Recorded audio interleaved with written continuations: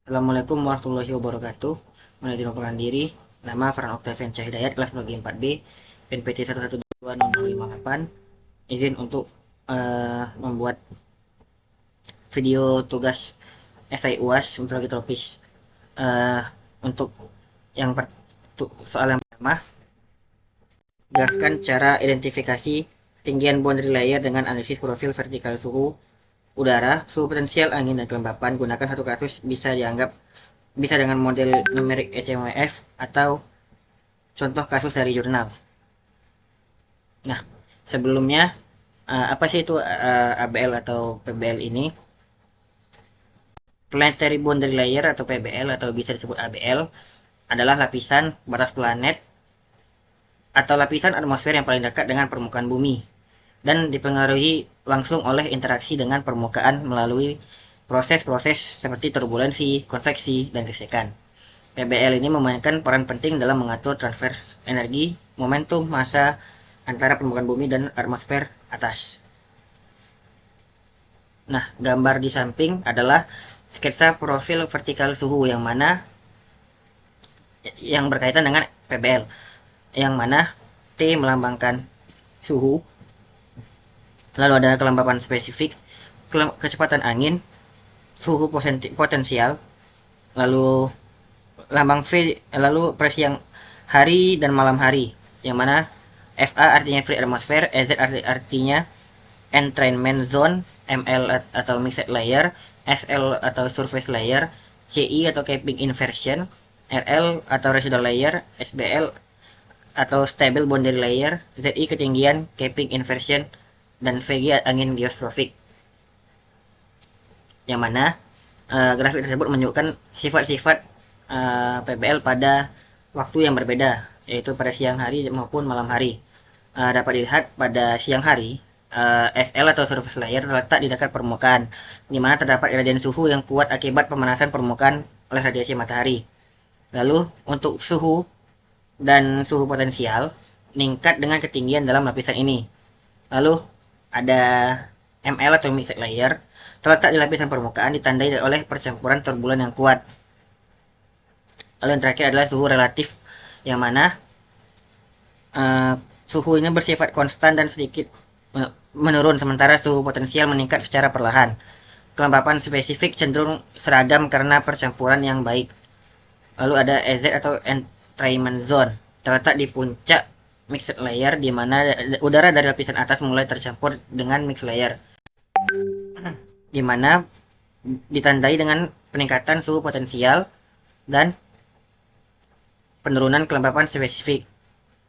Angin menunjukkan perubahan arah atau kecepatan shear yang signifikan. Lalu pada FA atau free atmosphere terletak di atas entrainment zone, ditandai dengan stabilitas atmosfer yang lebih tinggi. Yang mana pada FA dapat dilihat suhu potensial dan kelembapan spesifik berubah secara signifikan, menandakan batas dari boundary layer tersebut. Lalu pada malam hari ada SBL atau stable boundary layer terletak di permukaan, di mana terdapat inversi suhu akibat pendinginan permukaan. Suhu meningkat dengan adanya ketinggian, sedangkan suhu potensial lebih tajam dibanding meningkat lebih tajam dibanding siang hari. Untuk suhu dan kelembapan spesifik menurun dengan ketinggian, menunjukkan adanya lapisan inversi yang kuat. Lalu ada residual layer terletak di antara stable boundary layer, merupakan sisa dari mixed layer pada siang hari. Suhu potensial dan kelembapan spesifik relatif konstan, menunjukkan kurangnya percampuran vertikal yang kuat. Angin menunjukkan perubahan yang signifikan, sering menjadi lebih geostropik. Lalu ada capping inversion, yang mana di capping inversion ini terjadi peningkatan suhu potensial yang tajam dan penurunan kelembapan spesifik. Lalu ada FA atau free atmosphere yang ada terletak di atas capping inversion, menunjukkan stabilitas yang lebih tinggi, yang mana suhu potensial dan kelembapan spesifik berubah secara signifikan, menandakan batas dari boundary layer.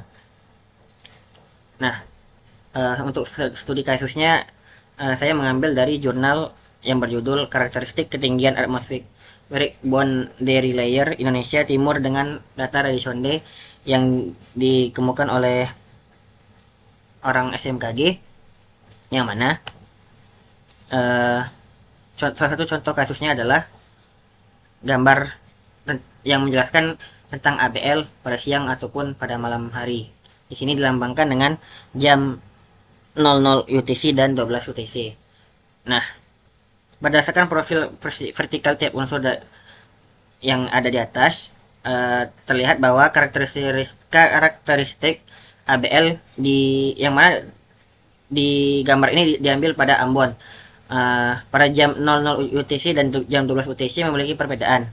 Dilihat dari profil suhu dan suhu potensial, rata-rata suhu dengan nilai maksimum per lapisan terjadi pada jam pengamatan 00 UTC di periode bulan DJF. Dan dalam kondisi tersebut, gaya apung yang terjadi akan maksimum, sehingga semakin tinggi suhu di dekat permukaan, gaya apung akan semakin kuat, sehingga ABL semakin tinggi. Dari grafik dapat dilihat bahwa rata-rata nilai suhu dan suhu potensial per lapisan tertinggi terjadi pada tahun 2013 pada 00 UTC, dan suhu terendah terjadi pada periode bulan JJA tahun 2015. Sedangkan jika dilihat dari profil kecepatan angin dan kelembapan spesifik, terlihat rata-rata kecepatan angin tertinggi dekat permukaan terjadi pada periode bulan JJA tahun 2015 dengan jam pengamatannya 00 UTC. Sedangkan grafik kelembapan spesifik yang merupakan perbandingan massa uap air dan total massa udara yang ada dalam atmosfer. Terus dari grafik ini juga terlihat kalau kelembapan spesifik tadi tertinggi terjadi pada periode bulan JJA tahun 2010 pada pengamatan 12 UTC, dan yang terendah terjadi pada periode bulan JJA tahun 2015 pengamatan 00 UTC.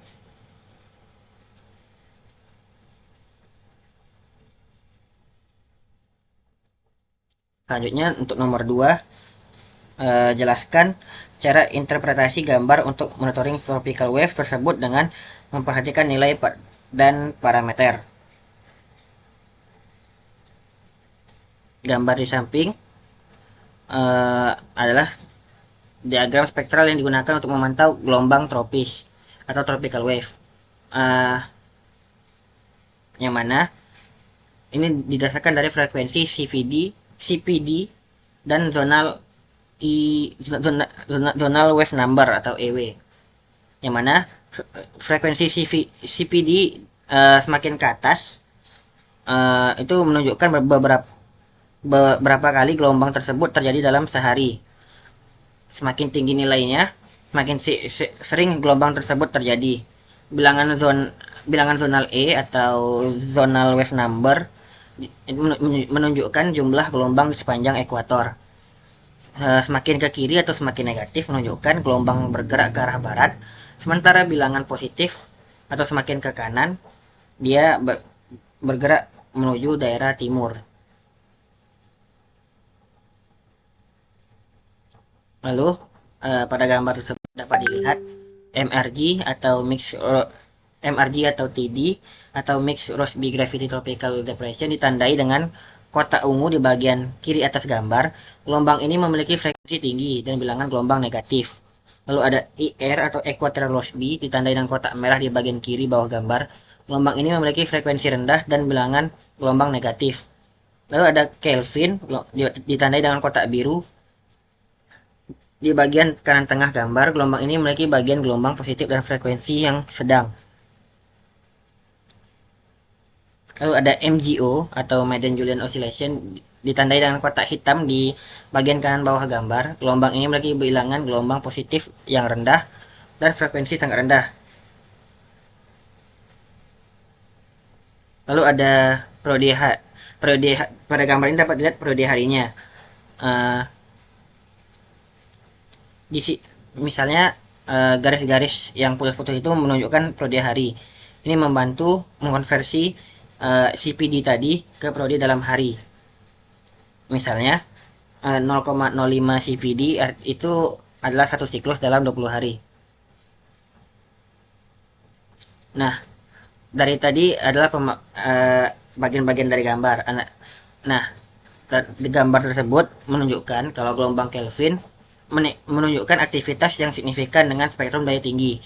Ditunjukkan dengan warna merah atau oranye di sekitar frekuensi 0,2 CPD dan bilangan gelombang 5 sampai 10. Lalu ada gelombang MGO yang menunjukkan aktivitas dengan spektrum daya tinggi di frekuensi rendah sekitar 0,05 CPD dan bilangan gelombang positif rendah. IR dan MRG menunjukkan aktivitas yang lebih rendah dibandingkan dengan Kelvin dan MGO. Namun masih terdapat spektrum daya yang signifikan di area frekuensi dan bilangan gelombang yang ditentukan. Lalu selanjutnya eh, yang nomor 3, jelaskan tahap-tahap teknik Dvorak untuk menentukan tropical cyclone.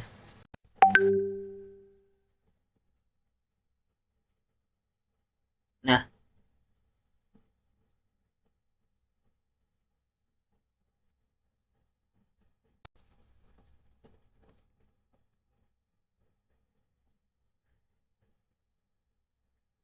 untuk teknik Dvorak sendiri adalah metode analisis yang digunakan untuk memperkirakan intensitas tropical cyclone atau siklon tropis berdasarkan citra satelit.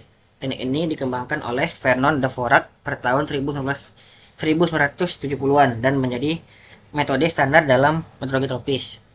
Nah, untuk teknik Dvorak sendiri terdapat tahap-tahap. Yang pertama, tahap satu adalah identifikasi sistem, yang mana ini untuk berawalnya untuk mengidentifikasikan siklon tadi. Yang pertama, untuk mengidentifikasi sistem cuaca di area di citra satelit yang memiliki karakteristik siklon tropis seperti awan konvektif yang terorganisir, yang mana selain kita melihat pada tahap ini kita melihat dengan citra satelit. Nah, apa sih yang dilihat dari satelit tersebut? Yang pertama itu menentukan pusat siklon tropis dengan menggunakan uh, citra inframerah atau IR dan citra visible atau VIS dari satelit. Lalu masuk ke tahap kedua itu klasifikasi pola awan. Pola awan yang terlihat pada citra satelit ke dalam salah satu pola dasar teknik Dvorak, seperti curve band atau pita melengkung, shear geseran, lalu ada eye mata dan central dense overcast atau CDO awan padat pusat. Lalu masuk ke setelah mengidentifikasi pola awan, masuk ke pengukuran fitur pola awan, yang mana itu mengukur panjang pita atau curve band tadi melengkung awan konvektif yang mengelilingi pusat siklon. Semakin panjang pita tersebut melengkung, semakin tinggi intensitas siklon.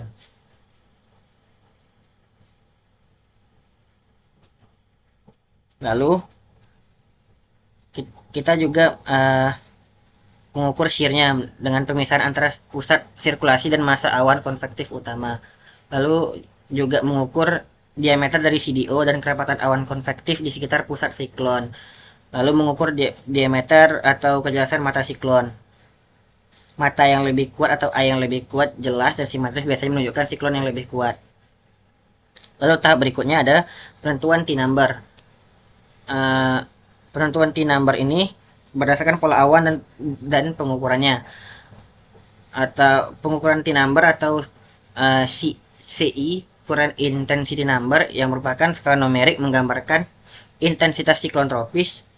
T-number biasanya berkisar antara 1 hingga 8, dengan T-number yang lebih tinggi menunjukkan siklon yang lebih kuat. Proses ini melibatkan tabel dan diagram menghubungkan pola awan dan fitur fisik dengan T-number tertentu. Lalu setelah penentuan T-number tadi ada penyesuaian dan verifikasi. Itulah membandingkan T-number yang diperoleh dengan analisis sebelumnya untuk menghindari perubahan intensitas yang tidak realistis. Lalu dengan cara ini kita tuh harus melihat pola-pola yang dari T-number itu dari kasus-kasus terdahulu, bagaimana bentuk T-number ini akan membuat siklon ini berubah seperti apa. Lalu yang tahap yang keenam adalah pelaporan. Setelah kita mengidentifikasi T-number tadi, kita juga melaporkan CI atau current intensity bersama yang tadi. Yang ini terkait seperti kecepatan angin maksimum dan tekanan pusat minimum.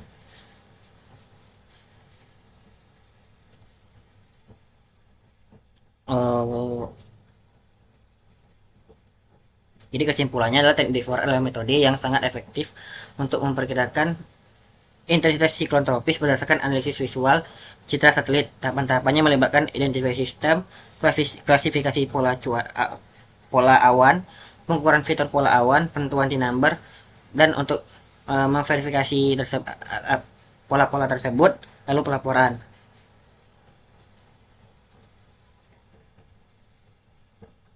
Selanjutnya nomor 4. Nomor 4 adalah jelaskan tentang MCS dan MCC menurut Maddox nomor 80 dan cara mendeteksinya dengan satelit dengan mengilustrasikan dengan kasus satu deteksi MCC. MCS atau Mesoscale Convective System dan MCC atau Mesoscale Convective Complex menurut Maddox nomor 80, MCS adalah kumpulan awan konvektif yang besar terorganisir yang biasanya menghasilkan hujan lebat dan badai petir. MCS mencakup berbagai sistem termasuk squall-line, bow echoes, dan mesoscale convective complex atau MCCS. Mesoscale convective complex atau MCC adalah jenis khusus dari MCS yang memiliki kriteria tertentu yang lebih terorganisir dan seringkali lebih besar. Yang mana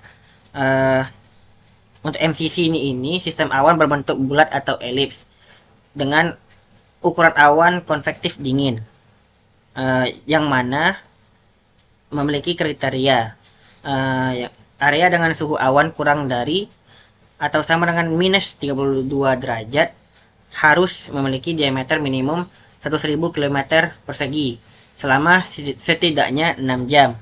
Lalu untuk area dengan suhu awan kurang dari atau sama dengan minus 52 derajat Celcius harus memiliki diameter minimum 50.000 km per jam 50.000 km persegi selama 6 jam. Nah, MCC ini secara total harus memiliki durasi hidup setidaknya 12 jam. Lalu bentuknya sendiri harus simetris, bulat atau elips dalam penampilan awan. Nah, bagaimana cara untuk mendeteksi MCC? Kita bisa menggunakan satelit dengan gambar inframerah atau IR. Langkah-langkahnya itu, yang pertama, identifikasi area awan dengan suhu puncak awan rendah yang tadi disebutkan. Jika dia minus 32 derajat harus dengan lebar 100.000.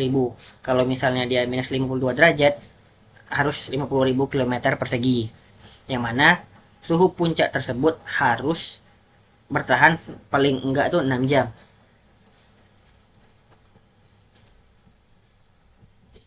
Lalu kita juga harus melihat bentuk dan ukuran dari MCC tersebut. Nah, untuk melihat MCC itu atau bukan dapat dilihat dengan tempo waktu 12 jam. Karena sebelum inti tersebut MCC tersebut mati atau intinya meluruh, itu bentuknya tuh terlihat gitu. Jadi walaupun MCC-nya walaupun intinya itu minimal 6 jam, tapi dalam dalam keseluruhan fase itu minimal 12 jam. Nah, tahap-tahap MCC itu yang pertama itu adalah pembentukan atau genesis.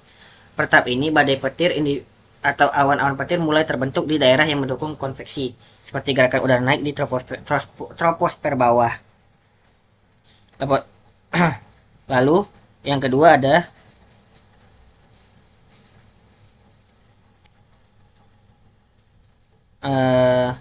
tahap dari selanjutnya adalah berkembang atau development, yang mana lingkungan besar mulai merespon daerah anomali hangat dan lapisan inflow troposfer menengah, misalnya pada lapisan 750 sampai 400 MB dengan tekanannya.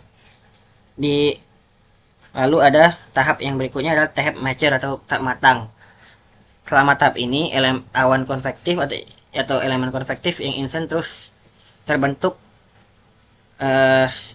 karena inflow udara lembab yang sangat tidak stabil. Cuaca buruk seperti hujan lebat setempat lebih signifikan terjadi. Lalu yang terakhir ada fase melemah atau dissipation. Tahap dissipasi ditandai oleh perubahan cepat dalam karakter MCC, yang mana mulai penurunan dari aktivitas konvektif yang ada di dalam MCC tersebut. Selanjutnya, untuk contoh kasusnya saya mengambil dari jurnal identifikasi fenomena mesoscale convective complex MCC di Selat Karimata, yang mana pada jurnal ini dapat dilihat MCC yang tersebut terjadi dari jam 8 UTC sampai jam 2 UTC berikutnya, yang mana itu udah lebih dari 12 jam, yang udah mengidentifikasi kalau ini awan tersebut adalah MCC, gabungan awan tersebut adalah MCC. Nah, pada tahap awal adalah tahap genesis. Karena bentuknya itu masih berupa awan yang berkumpul, dapat dilihat kriteria awal atau gejala awalnya itu suhu titik puncaknya itu harus kecil dari minus 32 derajat. Dapat lihat pada gambar menunjukkan warna pink. Selanjutnya ada fase perkembangan dan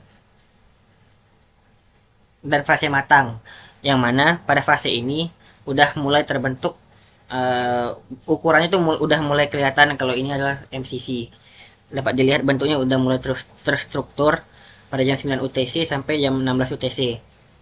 Udah mulai terstruktur, udah memulai bentuk seperti lingkaran dan juga elips, yang mana suhu awannya tetap di bawah minus 32 derajat dengan daerah luas 100.000 km persegi. Ini adalah fase. Lalu setelah jam 16 UTC, pada jurnal ini menyebutkan kalau ini sudah fase punahnya dari MCC ini. Nah, dari kita lihat suhu titik awan atau suhu puncak awannya udah enggak minus 32 derajat, udah berkurang, dan kumpulan-kumpulan awan konvektifnya udah mulai meluruh. Dapat dilihat di situ suhu seiring dengan merendahnya suhu di puncak, merendahnya suhu pusat di MCC ini, komponen lainnya juga meluruh. Nah, berikutnya adalah soal kelima. Jelaskan tentang kondisi monitoring tropical wave, observasi maupun prediksi di wilayah Indonesia pada periode waktu tersebut di gambar. Pertama, untuk menjelaskan tentang kondisi monitoring tropical wave atau yang observation maupun prediksi di wilayah Indonesia dapat digambar, kita harus memperhatikan beberapa elemen utama pada peta. Yang pertama, nilai OLR atau outgoing long wave radiation, pola kontur dan interpretasi dari observasi serta prediksi. Untuk versi yang observasi dan prediksi atau CVS forecast, untuk pada periode 29 Mei yang ini hingga 4 Juni 29 sampai 4 Juni di gambar kiri atas itu menunjukkan terlihat kalau OLR-nya terlihat area dengan nilai OLR rendah atau warna hijau. Semakin dia ke kiri, OLR-nya rendah atau warna hijau. Apa artinya? Artinya itu menandakan adanya aktivitas konvektif atau ada awan yang menyusuri daerah tersebut. Yang dapat dilihat di sini adalah gambar daerah Sumatera bagian barat.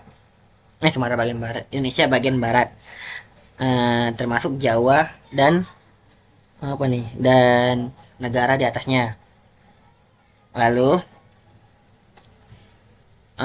ada pola kontur hitam menunjukkan aktivitas MGO dan kontur ungu untuk gelombang Kelvin, dan kontur merah untuk gelombang Rossby atau equatorial Rossby.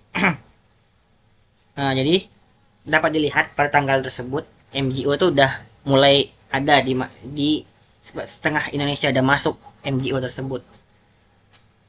Lalu pada tanggal 5 Juni hingga 11 Juni dengan kriteria yang sama dapat dilihat OLR-nya semakin di Indonesia semakin rendah pada bagian barat, tetapi pada bagian tengah itu OLR-nya masih hijau. Nah, begitupun sebaliknya setelahnya itu juga warna coklat, artinya OLR-nya rendah, yang mana menunjukkan bahwa eh, MGO fase hujannya itu ada di Indonesia bagian tengah. Lalu pada 12 Juni hingga 18 Juni aktivitas konvektif terlihat menurun di beberapa wilayah, yang mana pada uh, pada fase ini MGO-nya udah berkurang di daerah Indonesia, udah nggak hijau tua.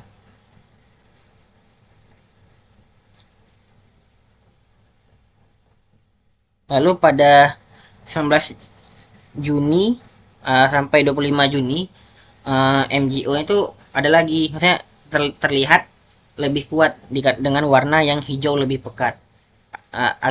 Nilai OLR-nya sangat sangat rendah. Nah, lalu pada 19 lalu pada 26 sedangkan untuk sisi forecastnya 26 Juni hingga 2 Juli itu diprediksi kalau ada penurunan aktivitas konvektif atau OLR-nya lebih tinggi. Dapat dilihat pada gambar kalau warna hijaunya lebih pekat di bagian Indonesia bagian timur, sedangkan bagian baratnya masih tidak terlalu terlihat signifikan nilai dengan MGO-nya. Lalu pada 3 Juli hingga 9 Juli adalah sama seperti gambar berikutnya, bahkan lebih kuat nilai MGO-nya. Dapat dilihat di Indonesia bagian barat bagian atasnya juga terdapat aktivitas MGO. Begitupun dengan aktivitas gelombang Kelvin maupun gelombang IR. Tetapi pada Indonesia bagian tengah kembali lagi nilai OLR-nya rendah gitu. Aktivitas MGO-nya rendah. Lalu yang terakhir pada 17 Juli sampai 23 Juli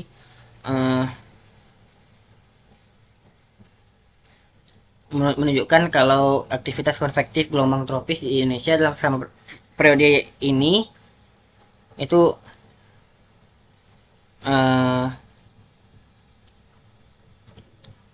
sama udah berkurang, yang mana tidak ada warna hijau tua maupun coklat tua. Nah, aktivitas MGO jadi pada gambar ini dilihat kalau pengamatan observasi menunjukkan variasi dalam aktivitas konvektif dan gelombang tropis di wilayah Indonesia selama periode yang diamati. Dapat dilihat kalau MGO, gelombang Kelvin atau IR tadi berperan dalam mempengaruhi cuaca. Lalu untuk pada versi CVS atau forecast menunjukkan pola yang serupa dengan pengamatan, namun dengan beberapa perbedaan dalam intensitas dan lokasi aktivitas konvektif dan gelombang tropis. Aktivitas MGO diprediksi lebih bervariasi, sementara gelombang Kelvin dan IR tetap konsisten. Jadi mungkin cukup sekian video dari saya. Wassalamualaikum warahmatullahi wabarakatuh.